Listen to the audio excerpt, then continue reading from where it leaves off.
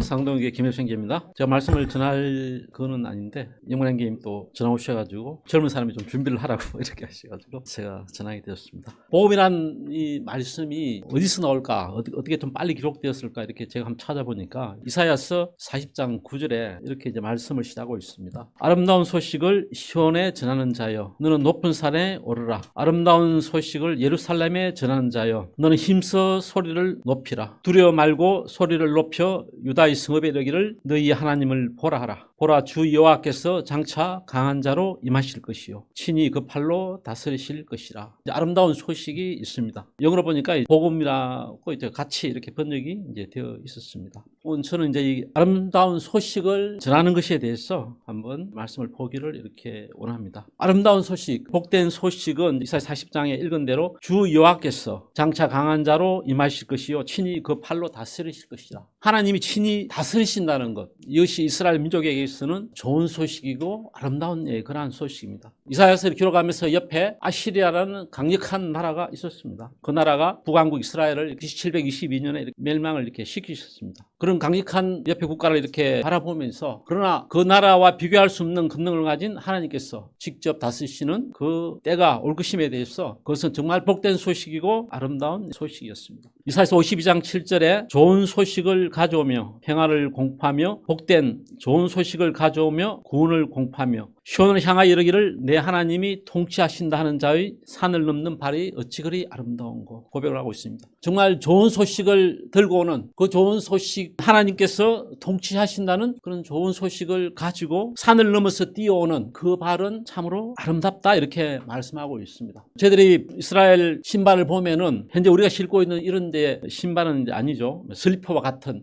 그런 신발입니다. 그런 신발을 신고 산을 넘어 뛰어오는 그 발에는 아마 많은 먼지도 묻었을 것이고 발도 험해졌을 것입니다. 몇십 킬로를 몇백 킬로 아마 그렇게 유행한다는 것은 그 발에 굉장히 상처도 입었을 것이고 그 발도 더러워졌을 것입니다. 그런데 그 발이 아름답다 이렇게 표현을 하고 있습니다. 마가는 이제 복음서의 첫 줄을 하나님의 아들 예수 그리스도의 복음의 시작이라 이렇게 기록을 하고 있습니다. 우리 주님은 이제 복음이시고 또한 주님께서는 직접 이렇게 복음을 전하셨고 또 그 복음을 이렇게 완성하셨습니다. 히브리서 12장 2절에는 험정역으로 주님은 우리 믿음의 창시자요 또 완성자이시다 기록을 하고 있습니다. 믿음을 만드신 분이시고 우리의 믿음을 완전하게 이제 하시는 그분, 즉 다른 말로 하면은 주님은 복음의 첫 시작이시고 복음을 완전하게 하신 그러한 분이심을 이렇게 말씀을 하고 있습니다. 주님께서 이제 요한복음에 보면은 어떻게 복음을 전하고 계신지 그 순수대로 이렇게 잘 이렇게 기록되어 있음을 볼 수 있습니다. 요한복음 이제 1장에 요한으로부터 침례를 이렇게 받으시고 난 이후에 주님께서 안드레와 베드로를 자신의 제자로 이렇게 부릅니다. 그리고 같이 있던 요한과 야고보를 또 제자로 부릅니다. 그래도 좀 있다가 다시 빌립과 나다나엘을 또 제자로 이렇게 부르십니다. 주님께서 자신을 따라오라고 이렇게 하신 이후에 제자들이 기꺼이 주님을 따라갔습니다. 자신의 소유를 버려두고 기꺼이 이렇게 주님을 따라갔습니다. 자기들 앞에 어떤 삶이 아마 이루어질지 그들은 예상하지 못했을 것입니다. 그러나 그를 부르신 주님을 그들은 믿었고, 그래서 그들이 중요시 여기던 모든 생을 포기하고 그들은 주님을 이렇게 따라갔습니다. 그의 주님께서는 6월절에 예루살렘을 이렇게 방문하셨습니다. 그래서 요한복음 2장부터 3장까지 우리는 거기서 주님을 찾아온 니고데모를 이렇게 볼 수 있습니다. 니고데모를 주님 앞에 타고 와서 어떻게 하면 영생을 얻을 수 있습니까? 니고데모가 물었을 때 주님께서 내가 거듭나야 된다. 아마 니고데모는 이스라엘의 선생으로서 그런 율법에 정통한 학계였지만은 내가 거듭나야 한다는 이 말의 의미를 이제 깨닫지 못했습니다.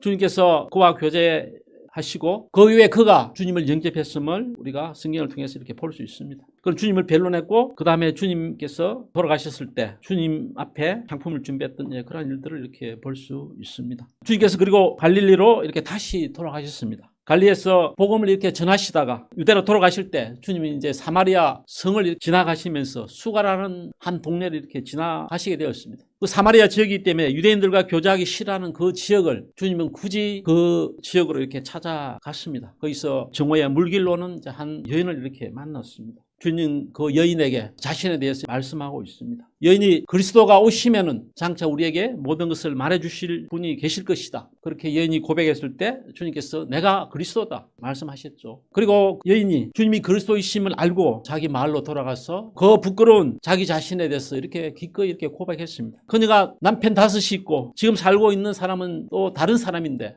다른 사람 앞에 부끄러워 설 수 없었던 그 여인이 기꺼이 그 동네로 들어가서 마을 사람들에게 예수 그리스도께서 그리스도이심을 이렇게 증거했습니다. 구원받은 그 기쁨에 그 여인은 자기 동네에 가서 전도를 했습니다. 동네 사람들이 주님을 이렇게 초청해서 말씀을 듣고 동네 사람들이 그 여인에게 이야기했습니다. 우리가 예수 그리스도께서 그리스도이심을 우리가 알았다고, 우리가 믿었다고 이렇게 말씀을 하고 있습니다. 그리고 주님께서 다시 요한복음 5장에 다시 이제 예루살렘에 이렇게 방문을 하셨습니다. 그리고 베데스다 연못에서 38년 된 환자를 이렇게 만났습니다. 내가 낫고자 하느냐 그렇게 했을 때에 그가 낫고자 하기를 원합니다. 한 영혼을 이렇게 찾아서 예루살렘까지 이렇게 여행을 하신 것이죠. 주님은 자기를 찾는, 자기를 필요한 영혼이 있는 곳이면 기꺼이 먼 거리라도 이렇게 찾아갔습니다. 그리고 주님 다시 갈릴리를 이렇게 돌아오셔서 디베라 바다 건너편으로 가셔서 산에 오르셔서 많은 무리들을 이렇게 가르치셨습니다. 그리고 그들이 배고팠을 때에 이제 500여의 기적을 이렇게 행하셨습니다. 그곳에서 갈릴리에서 이렇게 또 복음을 전하시고 또 다른 곳에 보면은 마태복음에 보면은 가시아라 빌립보까지 가셔서 거기에서 또 영혼들을 만나시고 또 복음을 전하시다가 초막절에 주님께서 다시 예루살렘을 방문하셨습니다. 요한복음 이제 7장에 있습니다. 그리고 요한복음 10장 22절에는 또 수전절에 계속 예루살렘에 있었음을 말씀하고 있고 그 다음에 그 위에 계속해서 유월절까지 돌아가시기까지 주님은 예루살렘에 머무시면서 때로는 요단강가에 이렇게 또 머무시면서 그곳에서 복음을 전하셨습니다. 주님의 삶은 복음을 전하는 그러한 삶이었습니다. 주님은 가난한 영혼이 어디에 있는지 아시고 자기를 찾는 그 영혼을 찾아가는데 기꺼이 수고로움을 아끼지 않으셨습니다. 주님의 영혼은 저건 이제 평안한 길이 아니었습니다. 주님 혼자 여행하는 것도 아니고 또 12제자와 또 주님과 함께 했던 또 갈릴리로부터 온 또 여인들이 있었습니다. 약 한 20여 명 되는 그 인원들이 먹고 또 자고 아마 하는 이 여정이 굉장히 어려웠을 것입니다. 지금처럼 호텔에 있는 것도 아니고 또 여관이 있는 것도 아니고 아마 그들은 밖에서 자고 또 이렇게 겨우 음식을 얻어먹을 때도 있고 또 배고파서 굶을 때도 이렇게 많았을 것입니다. 어쨌든 그러한 전도 여정을 주님은 제자들과 같이 함께 했습니다. 우리는 이제 마태복음 8장 20절에 주님께서 여도 굴이 있고 공중의 새도 거처가 있으되 오직 인자는 머리 둘 곳이 없다. 이 말씀은 주님께서 앞으로 이어질 그런 교회에 대해서 또 말씀하시는 그러한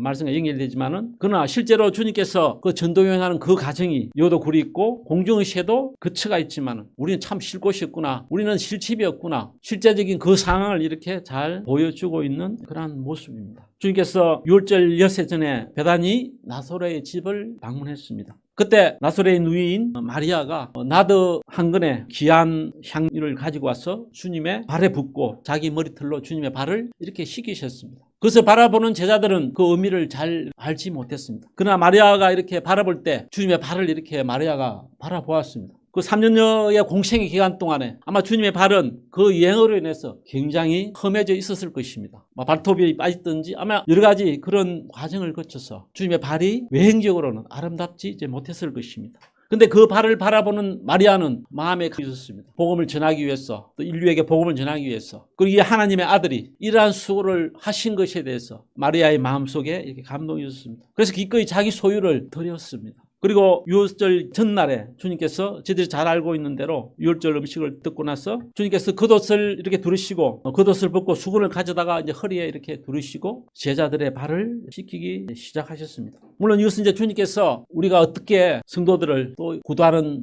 구도자들을 섬기할지를 본을 보여주시기 위해서 이렇게 이제 하셨지만 또 다른 한편으로는 주님께서 자기와 함께 3년여 같이 여행했던 그 제자들 참 수고로운 발이죠. 자기의 발은 엿새 전에 마리아가 향유를 붓고 머리털로 씻었습니다. 근데 그 제자들 이렇게 발을 이렇게 바라보면서 그 수고를 알아준 것이죠. 나와 같이 수고했구나. 그래서 그들의 발을 이렇게 씻겨준 의미도 있다고 이렇게 볼 수 있습니다. 우리가 마태복음 22장에는 자기 아들을 위하여 혼인잔치를 준비한 어떤 임금에 대한 말씀이 있습니다. 그가 종들을 이렇게 보내서 자기 잔치에 사람을 초청했습니다. 아무도 오지 않았습니다. 그래서 다른 종들을 이렇게 또 보냈습니다. 그러니까 어떤 사람들은 이제 그럴듯한 핑계를 이렇게 댑니다. 아, 소를 샀어요. 난 장사하러 가야 됩니다. 또 나는 또 내 밭에 일이 많아서 올 수 없습니다. 그런 사람이 있는 반면에 또 어떤 사람들은 그 종들을 때리고 죽였습니다. 그래서 이제 주인이 노해서 다시 종들을 이렇게 보내면서 길거리로 가서 닥치는 대로 사람을 초청해 오너라. 그래서 많은 사람이 이렇게 혼인잔치에 들어왔는데 그 중에 이제 예배 올리지 않는 그런 자들이 있었습니다. 그들을 어두운 곳으로 이제 쳐넣으라 이렇게 심판을 하시는 그런 모습이 있습니다. 아마 이 종들은 주인이 이렇게 보냈을 때 그런 변명을 할 수 있습니다. 초청했는데 아무도 안 옵니다. 저희들이 간혹 그럴 때가 있습니다. 전대도 잘 안 오는데요. 길거리 전대도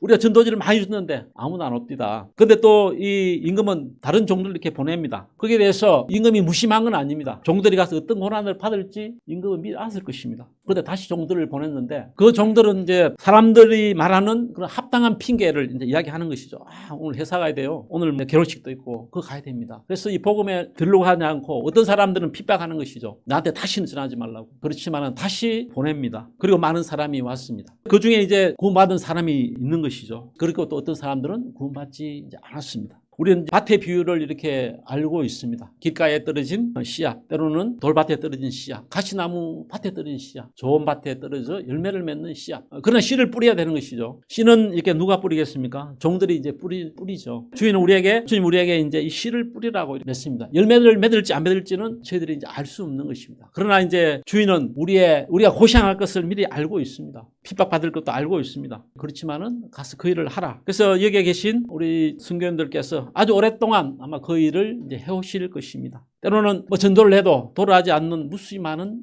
영혼들이 있어서 때로는 저희 실망할 때도 있겠지만은 그러나 주님은 우리에게 그래도 해 이렇게 이제 말씀을 하시는 것이죠. 아가서 2장 8절에 술라미 여인은 자기를 만나러 달려오는 신랑을 이렇게 생각하며 나의 사랑하는 자의 목소리구나. 보라 그가 산에서 달리고 작은 산을 빨리 넘어오는구나 이렇게 표현을 했습니다. 주님은 이 신부를 만나기 위해서 산을 달리고 작은 산을 넘어왔습니다. 그리고 신부에게 이렇게 속삭이었습니다. 나의 사랑, 나의 예쁜 자야. 일어나서 함께 가자. 겨울도 지나고 비도 그쳤고 지면에는 꽃이 피고 시의 노래할 때가 이르는데 방구의 소리가 우리 땅에 뜨는구나. 무화과 나무에는 푸른 열매가 익었고 포도나무는 꽃이 피어 향기를 타는구나. 나의 사랑, 나의 예쁜 자야. 일어나서 함께 가자. 이 신랑이 와서 이 신부에게 계속합니다. 야, 내 사랑, 내 예쁜 자, 나와 함께 일어나서 함께 가자 말씀하는 것이죠. 이 신랑은 이 신부에게 자기와 이 여행을 하는데 동반자로 이 신부를 계속해서 이제 초청을 하는 것입니다. 나와 같이 여행을 해보자. 주님은 우리에게 주님의 일에 대한 동반자로 이렇게 우리를 초청하셨습니다. 우리를 불러주신 놀라우신 그런 분께서 주님께서 여행하시는 그 여행의 동반자로 이제 우리를 이렇게 불러주신 것입니다. 그리고 이제 우리가 조금 뒤에 가면은 아가서 3장 6절에 솔로몬의 영과 같이 거친 드레스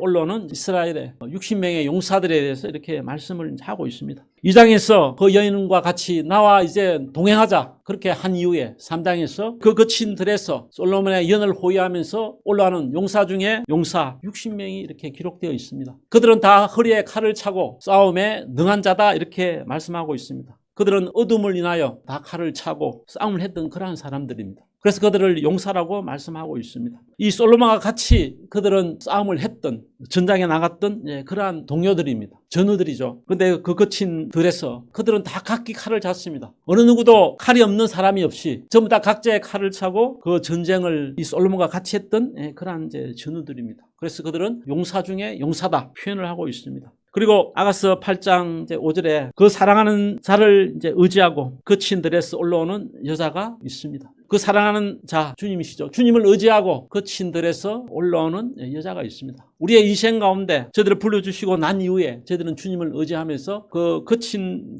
들의 삶을 이렇게 살아가고 이제 있습니다. 그러나 우리가 의지할 분은 이제 사랑하는 분이시죠. 우리 주님이십니다. 그래서 그 여행의 결말은 굉장히 아름다운 것이죠. 그래서 처음에 이제 이사야서 52장에 이렇게 말씀 이렇게 보면서 아름다운 소식을 전하는 발이여 이렇게 말씀하셨습니다. 그 발이 비록 거칠고 알아주지 않고 있지만은 그러나 이 복음을 전하는 그 발은 아름다운 그러한 발인 것입니다. 그래서 우리를 그러한 자로 부르신 그러한 주님께 감사를 이렇게 드립니다. 이상입니다.